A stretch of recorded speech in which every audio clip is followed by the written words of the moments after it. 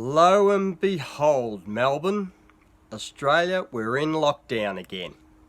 Hi guys, Rowan here again. I thought I'd pop another video in. I hadn't done it for a very long time, so good to see you again. I'm just going to talk a little bit about this lockdown and about the COVID-19 thing in general. Now, there's a few interesting things I'll just discuss quickly. I don't plan to make this a long video at all, so hopefully it doesn't end up too long. But it's very interesting that we're in lockdown again, all justified, of course, on COVID-19.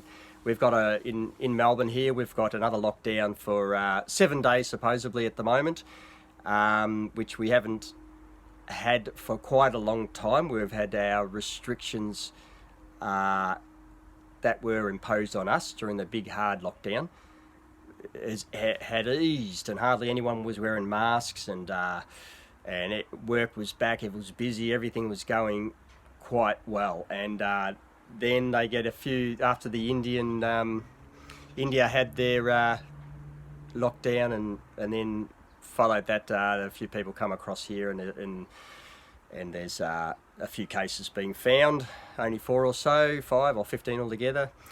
So then they justify into another lockdown, 7 days. So I've had a good time for a while, but we're back into a lockdown, a hard lockdown again, with a 5k limit. We can't go outside 5k's.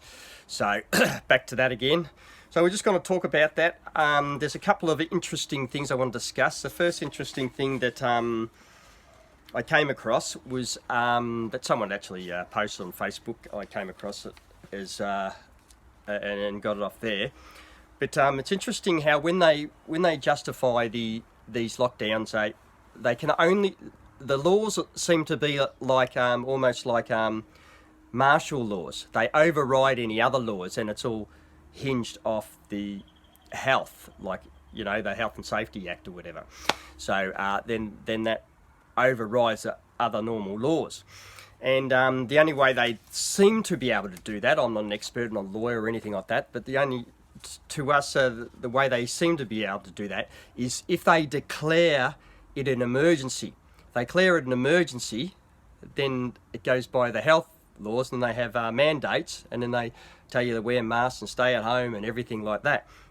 But it's only if they say it's an emergency. And there's a document here I did put it on my Facebook, document there, which is all about the extensions of the period of time of the state of emergency in Victoria.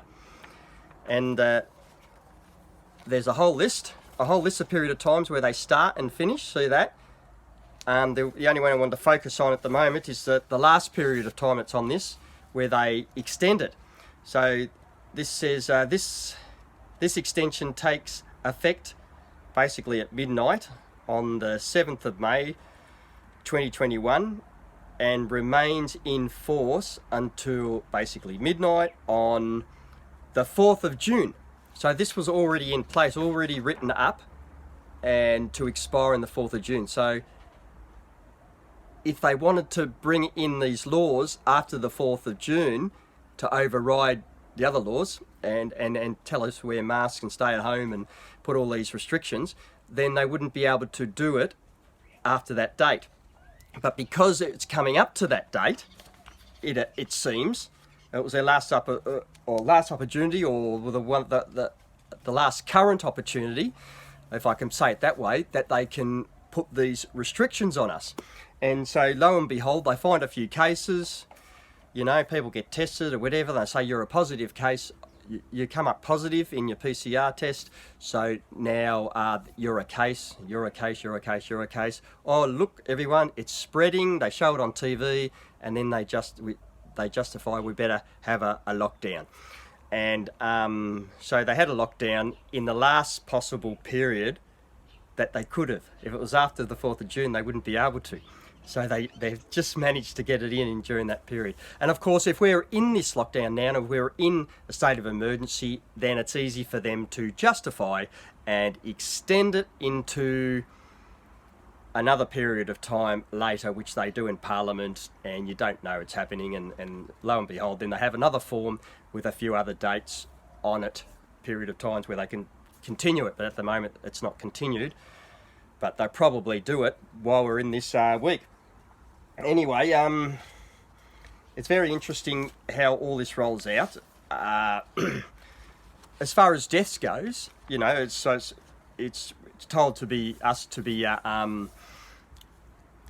you know, a deadly disease. But these cases don't mean anyone's died. So there's no deaths. There's no deaths. It's just cases based on the test. And so it's very interesting how it's all on cases. I mean, there's always cases of people being sick.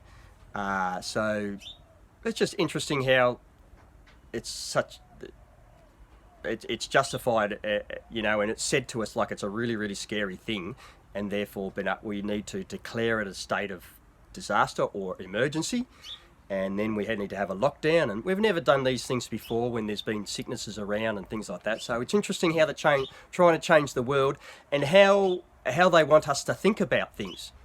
You know, we'll go into vaccines and things in a second, but how they want us to look at things, and we never used to look at things in the way that they're pushing for us to look at it now. They want us to look at things differently. Yeah, so I've got a few notes here I'll go through. Yeah, I sort of mentioned that the cases that came up right at the end of the last period of time of extending of the extension of the state of emergency. So that's interesting. The other thing I want to go on to is the this is all based off the PCR test. Now we know I've done a video some time back during the other first very big lockdown that Melbourne had. The piece went through that video there, how off the Australian website it explains how inaccurate and unreliable the PCR test is, and due to its final words are due to the lack of evidence base. It's an unreliable thing. And then the person that came up with this PCR test, and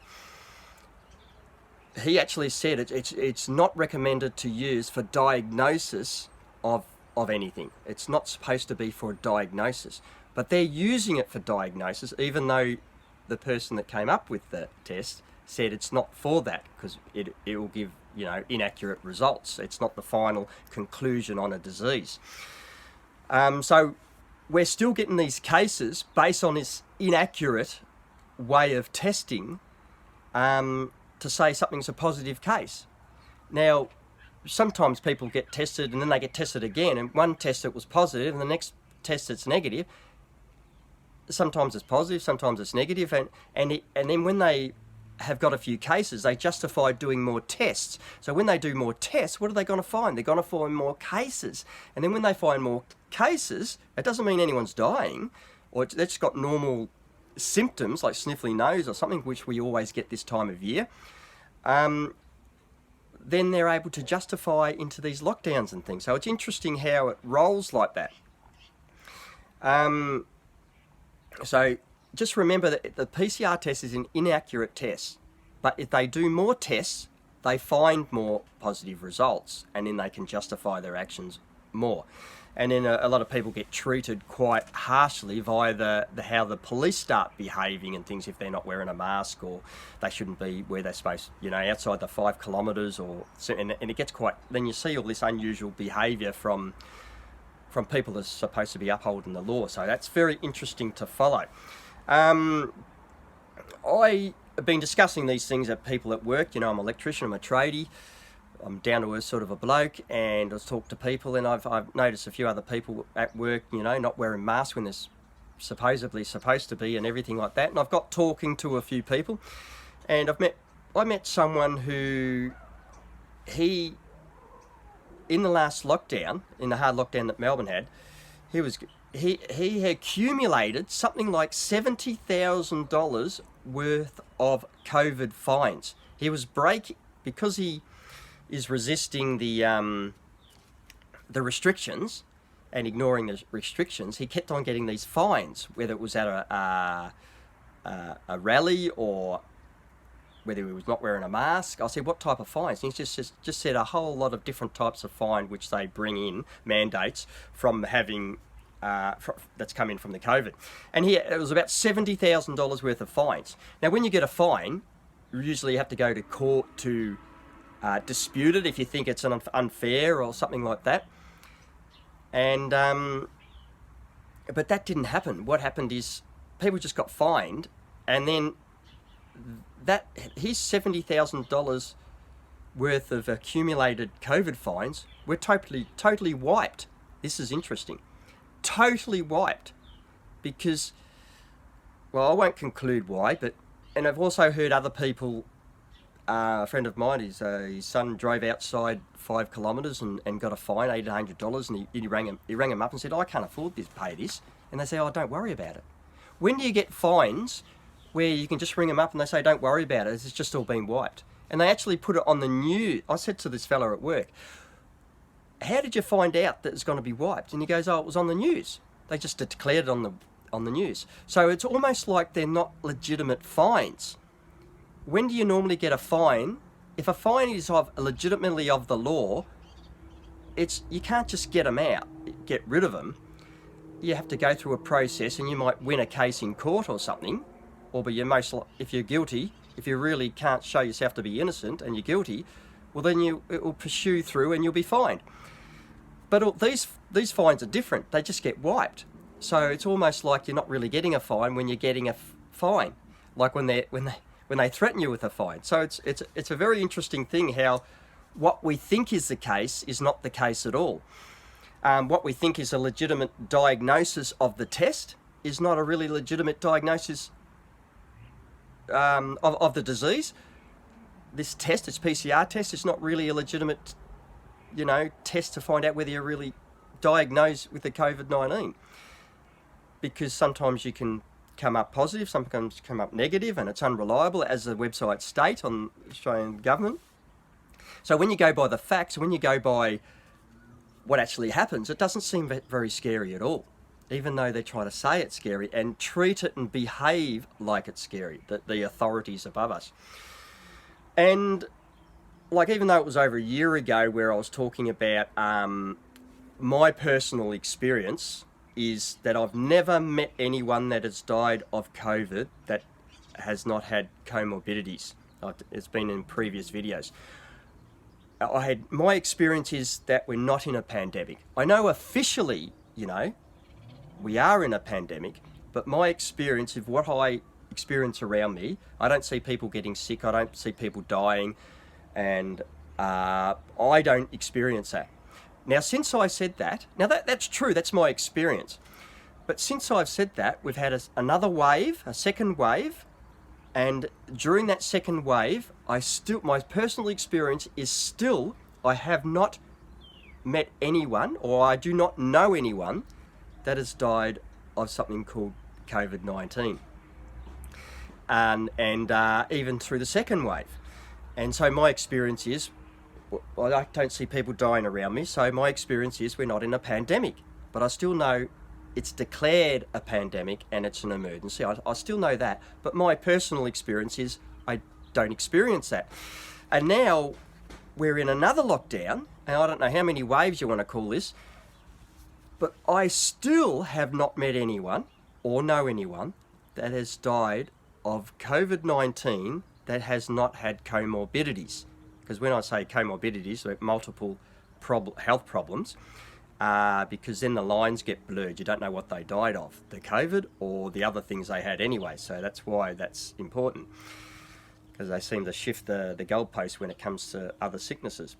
But if it's really deadly, then all you need is the disease itself to kill you. And I still haven't met anyone, and I still don't know anyone. Now, I've had even a neighbour that's from India come. I was talking across the road. His father, unfortunately, passed away of COVID, he's telling me. And my first question was, because he's in India, my first question was, did he have comorbidities? And his answer was yes, he did have comorbidities, and one of them, if not the only one, was diabetes. He did have comorbidities. And we don't want to hear about anyone dying. That's very unfortunate for him, and we want to have compassion for him and his family. But I still haven't met anyone that has died from the COVID-19 that has not had comorbidities. And then I have asked that question to other people at work, and they asked this question as well. I've spoken to, say, 2, 3 or 4 people, maybe 4 people at work, and just over the last week, and I've asked them this question, and they asked these sorts of questions too, and they too have not met anyone or know anyone that has died of COVID-19 without comorbidities, that didn't have comorbidities. And so my experience of we're not in a pandemic seems to be growing larger than just my experience, but it seems to be experience of other people that I work with and know. So it doesn't look like a pandemic to me, but it's officially a pandemic and an emergency and things like that. So these are very interesting things we need to take into consideration when, you know, living life and when deciding whether something, because people above us might be trying to scare us and make us think something, and it may not be perspective, it may not be legitimate. So you always got to be a little bit critical so that the robust arguments can prove that it is the case. And if it is the case, well then fair enough.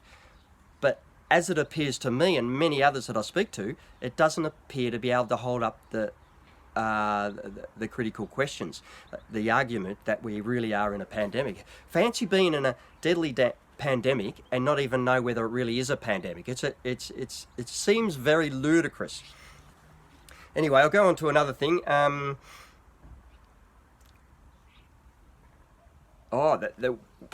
We're only allowed to leave our home in this lockdown usually for 4 reasons: shopping and health and things like that. Now they've added another reason. We can leave our home for a 5th reason, and that reason, lo and behold, is to get vaccinated. We can leave our home if we've decided to get vaccinated, but of course the government wants us vaccinated. So that's a very interesting thing. We're getting scared that the nations are getting scared that there's a deadly disease officially. They want us to get vaccinated, and now they're allowing you out of the house to get vaccinated. So, you can see where it's leading. But then, should we get vaccinated? Is this a legitimate vaccine? They do insert substance into our body. Do we have a right to know what that substance is? Do we have a right to be critical of that substance into our body? And if we're not quite comfortable with the substances that they put in our body, can we just say, oh, no, I don't think I'm happy with that going in my body? That's a thing. Or do we consent and allow them to just put stuff into our body that we don't understand and we don't know? Do they have power over us to be able to do that? That's just something to think about. Now, just regarding the vaccine, when we think of the vaccine, I think everyone knows when they test these things, they do human tests, they do animal tests and things. And apparently with the animal tests, they did this vaccine on them. They gave it to the animals, and the animals were dying. So they stopped the animal tests. So the animals were dying. One thing to remember, they're doing the tests to see if it's going to be safe enough for humans, but in this case, the animals were dying. And I haven't heard any evidence of anything of them redoing the test or adjusting things and had the animals not die from the vaccine. So we're just left with the animals died that had it, so do you want it as well? Well, I think the answer is obvious. It killed most of the animals, or if not all the animals. Another thing too, because of the animals dying and because of a whole lot of other reasons also, the FDA usually approve drugs and food before it's for human consumption or injection, if it's a drug. So the FDA have looked at what's happened to this vaccine as it's been pushed through quickly, and they have not approved it. None of the vaccines are actually approved for human injection, for human consumption. The FDA have not approved them. So on their websites, it all says it's not approved because obviously the animals died, people are having reactions, people are dying, people having all sorts of reactions, and it's not approved. But the government want you to have it anyway. And we've got to make these individual decisions ourselves to know whether it's, you know, safe for us to have and things like that. And everyone should make, you know, have the right to do it, have it, or not have it. But when we look at the evidence and when we consider the evidence and think we've got a right to look at the evidence and decide, then it doesn't look healthy to go ahead and have. No, so the FDA, look it up on the FDA you know, websites and things, and you'll see it's not approved. But in an emergency, they're allowed to distribute it in an emergency. Is it emergency? We don't experience an emergency, but it is officially emergency. So it goes along the official line, not the reality line. So it's very interesting. Now, masks. Just regarding masks, you know, the biggest thing I suppose they impose on us is you have to wear a mask, and there's all sorts of regulations on how you wear a mask. I've got a bit of a growth at the moment, and you're not really supposed to wear a mask. I'm not wearing a mask properly if I've got whiskers, growth, or if you've got a beard, you're not supposed to. But they don't care about that. You just got to wear a mask. They're not checking whether you wear it properly really that much, but you just got to wear a mask. So anyway, there's something, but there is exemptions if you have difficulty with a mask. If you've got health problems or something, you can get exemptions. If you're a young child, you've got an exemption from a mask.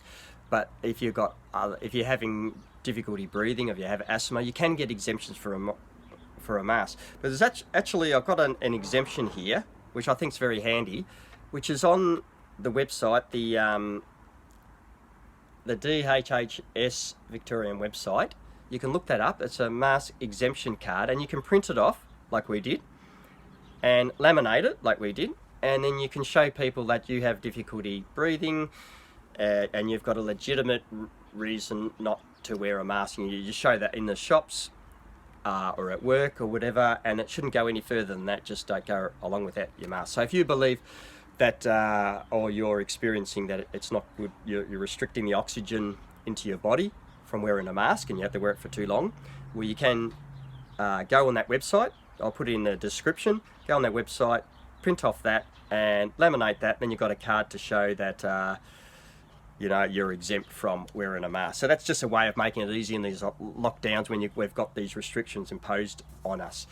So there you go, guys. I thought I'd discuss that. Have you got any comments, please say it in the YouTube or on my Facebook in the comments there, and any information else you can give us. Let's hope we can get through this lockdown soon.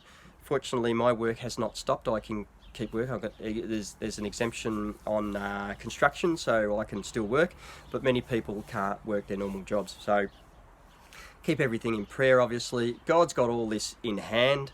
This is a big battle of Armageddon. This is a big battle of good and evil. You know, these things are posed on humanity. These things are posed on Christian values and things like that. So we're spectators. We watch it. We pray about it, and we know God wins because we know how the Bible ends. We know what finally happens. God's kingdom overtakes the world, and the glory of His kingdom is everywhere. We know how that ends. So we do not have to have the fear that they're trying to impose on us.